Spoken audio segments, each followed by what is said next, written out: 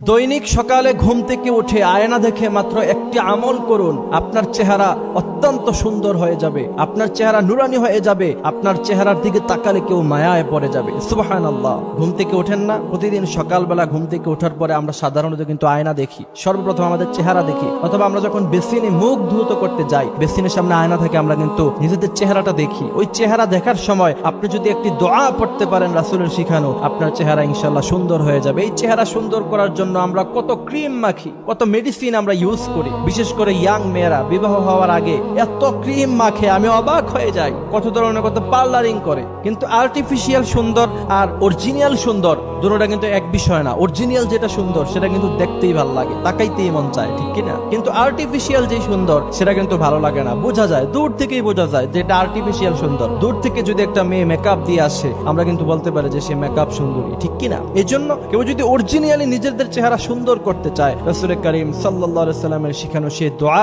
যখনই আপনি আয়না দেখবেন তখনই আপনি পড়বেন। ইনশাআল্লাহ এই আমল নিয়মিত করতে থাকলে দেখবেন চেহারার মধ্যে এক ধরনের লাবণ্যতা চলে এসেছে, এক ধরনের মায়া চলে এসেছে। বিশেষ করে মুসলমানরা যখন বুড়ো হয়ে যায়, চুলগুলি পেকে যায়, দাড়িগুলি পেকে যায়, চামড়া যখন কুচকে যায়, তখন কিন্তু দেখবেন তাদের চেহারা তখনও এক ধরনের একটা মায়া লাগে, যেটা অন্যান্য ধর্মের মানুষদেরকে কিন্তু লাগে না। কারণ কি? তাদের চেহারার মধ্যে একটা লাবণ্য থাকে, একটা মায়া থাকে, নুরানি চেহারা হয়ে যায়। এই জন্য প্রিয় ভাইয়েরা আমার, আমরা এই আমলটি করব। সুন্দর হওয়া এটা খারাপের কিছু না। রাসূল করিম সাল্লাল্লাহু আলাইহি সাল্লাম পৃথিবীর সবচেয়ে সুন্দর মানুষ ছিলেন। হযরত সুলাইমান আলাইহিস সালাতু ওয়াস সালাম পৃথিবীর সবচেয়ে সুন্দর মানুষগুলির মধ্য থেকে অন্যতম সুন্দর মানুষ ছিলেন, যার জন্য মিশরের এমপি মন্ত্রীর বউয়েরা লেবু কাটতে গিয়ে নিজেদের হাত কেটে ফেলেছিলেন। আমার ভাইয়েরা, আর বলা হয়েছে মুহাম্মদ সাল্লাল্লাহু আলাইহি সাল্লামকে যদি মিশরের ওই সমস্ত নারীরা দেখতো, হাত কাটার বদলে নিজেদের কলিজাটাই তারা কেটে ফেলতো। সুবহানাল্লাহ বিহামদিহি সুবহানাল্লাহিল আযীম। এই জন্য আমলটি হচ্ছে সকালবেলা ঘুম থেকে ওঠার পরে যখন আয়না দেখতে যাবেন, আপনারা পড়বেন রাসূলের শিখানো সেই দোয়া,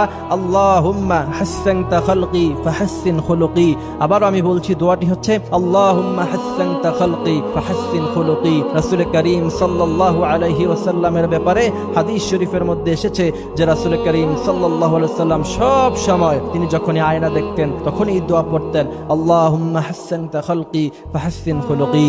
এবং আরেকটি দোয়া আপনারা পড়তে পারেন, ফাতাবারাকাল্লাহু আহসানুল খালিকিন। আমি আপনাদেরকে আবারও বলছি, ফাতাবারাকাল্লাহু আহসানুল খালিকিন। এই আয়াতের অর্থ হচ্ছে আল্লাহ সুবহানাহু ওয়া তাআলা মানুষদেরকে কতই না সুন্দর আকৃতি দিয়ে বানিয়েছেন। প্রিয় ভাইয়ারা আমার, আপনি যখন এই আমলগুলি করতে থাকবেন আর শুকরিয়া আদায় করতে থাকবেন, ইনশাআল্লাহ দেখবেন দিন দিন অরিজিনালি ভাবে আপনার চেহারা সুন্দর হয়ে গিয়েছে।